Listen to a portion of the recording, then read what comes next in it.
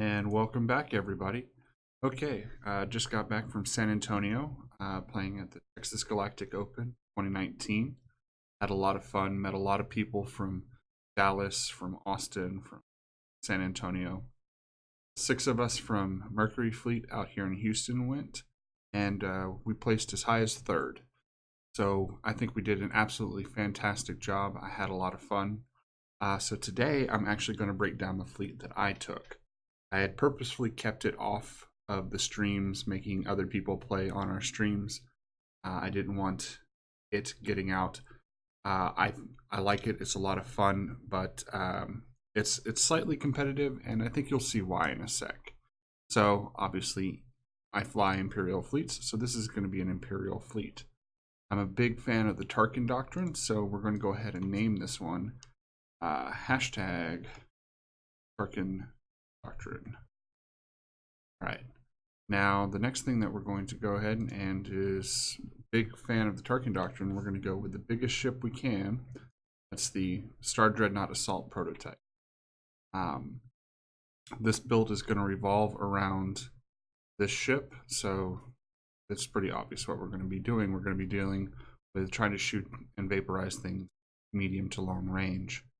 All right, so we're going to add in an Admiral, and this is where I'm going to differ from a lot of builds. The first thing I'm going to want to do is jump in and snatch up Screed. Okay, so Screed, once per activation, when a friendly ship is attacking, it may spend 1 die to change a die to a face with a crit icon. Does that mean we're going to be going for crits? Very likely.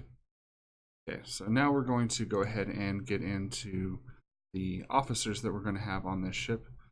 The first and most important, we're going to have Callus.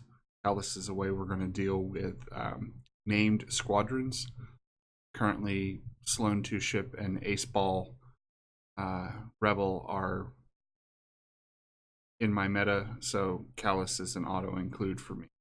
The next thing we're going to do is we're going to go and grab Damage Control Officer right there.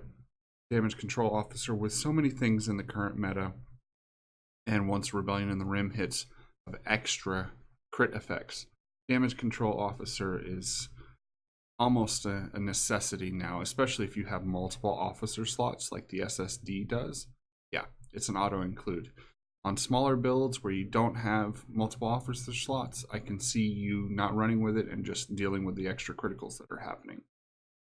And finally, for our third officer, we're going to include Emperor Palpatine. There's a specific dynamic that I want to work with this fleet. Emperor Palpatine is going to help me build into that. Next thing we're going to do is add gunnery team, so that way if multiple things are in our front arc, we can vaporize multiple things. Next thing we're going to do is continue our anti-squadron complement here. So we're going to add quad laser turrets and point defense reroute. Quad laser turrets gives us a counter, and point defense reroute gives us the ability to reroll criticals. So now we'll take and so with Callus, point defense reroute, quad laser turrets, 3 attacks, and a whole bunch of red and blue counter, we can just hopefully annihilate some stuff. Squadrons tend to melt in about 2 rounds if you're specifically flacking them. Okay, so let's go back to anti-ship. We're going to add in some leading shots. We're going to add in our crit effect for blue. That's going to be Overload Pulse. We'll get to the tactics of that in a sec. Then we're going to go ahead and heavy turbo laser turrets. And finally, we're going to top it all off with quad battery turrets. The last thing we're actually going to take a title this time around. We're going to go with Ravager. All right, so this is our big ship. We're at 331 points, fully kitted. That's 166 if they score half points. All right, so we're going to need to add in some extra ships. There's not a whole lot of points left. We got 69 points left to put in the game. So let's grab a Gazanti. On this Gazanti, we're going to throw a Comms Net. Now we're going to add another Gazanti. On this Gazanti, we're going to add repair cruise, and then since repair cruise is 4 points and this Gazanti is 2 points, we're going to add an officer here, balance out our load. At 384, we have our entire fleet. So this is a 16-point bid. In my current meta, that's about a 70% chance to go first. This fleet needs to go first.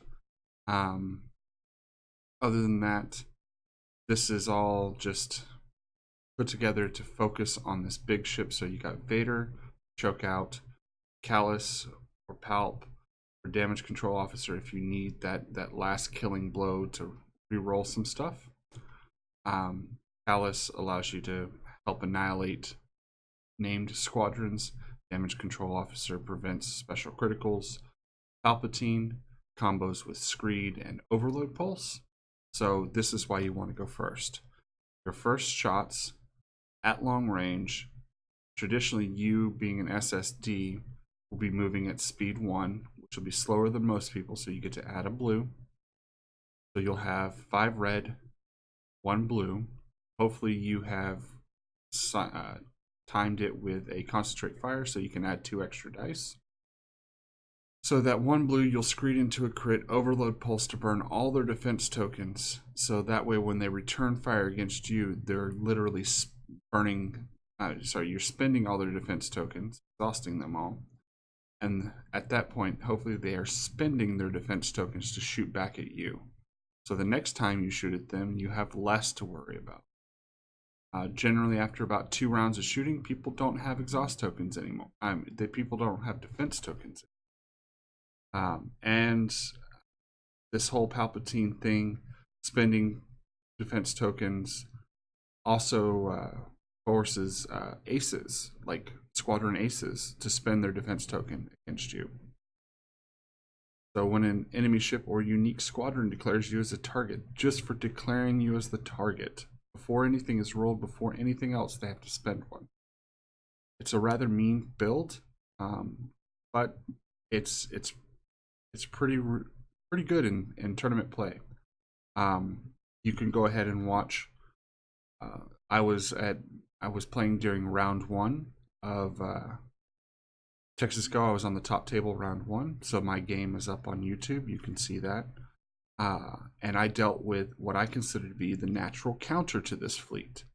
I did lose, but you can see how this list can vaporize small ships in 1 round and just decimate a large ship in 2 to 3 rounds, all the while taking whatever damage is thrown at it. There was 1 modification for my Texas Go, and that was, instead of this repair cruise here, I went with the second comms net.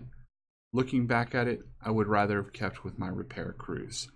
My bid was sufficiently good enough. What I saw there, most people were running with 10-point bids.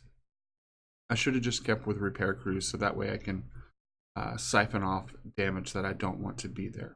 One of the things that I've seen is this build gets taken down by a single critical effect that says you cannot score criticals, or you can't resolve critical effects.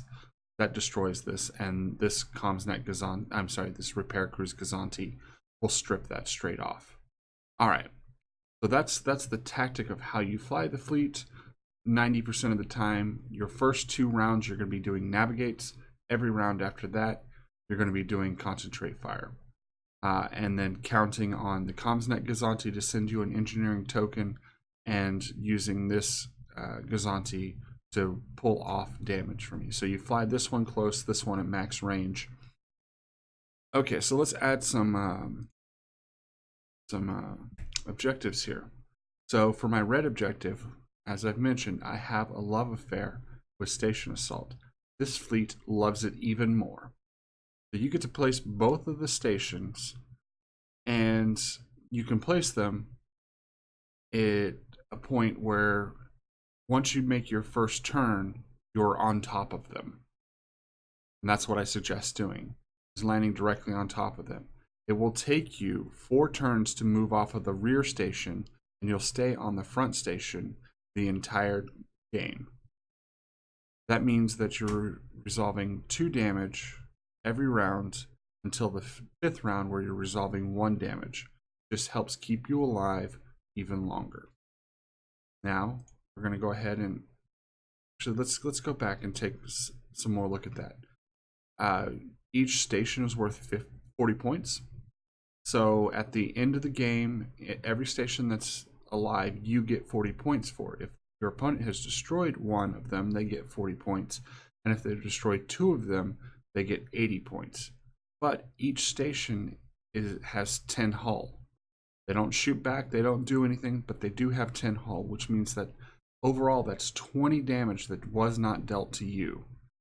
That's one of the most effective forms of engineering that I've ever seen. That's the reason why it's in there. Next thing we're going to go is we're going to add in Capture the VIP. So this is a pretty interesting include. It's 50 points for the little VIP. I used it quite effectively on one of my little fun games that I played with somebody there after one of my rounds had finished.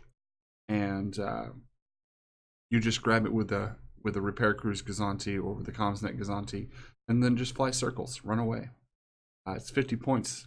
A lot of people think and will expect your SSD to pick it up. I just pick it up with the Gazanti and run. All right. Next thing we're going to go ahead and add in is our final one here. We're going to go with Solar Corona, because denying people accuracies against you.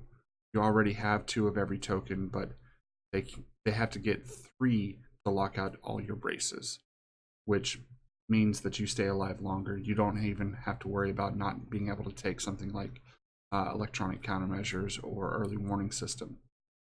Overall, that's the entire build. That's the entire set of tactics that play with it. It's very competitive. The only thing and trick to remember is to tell people that they have to spend a token. I mean, it's a must, so it must be done, but you still need to be cordial enough to remind them to do it.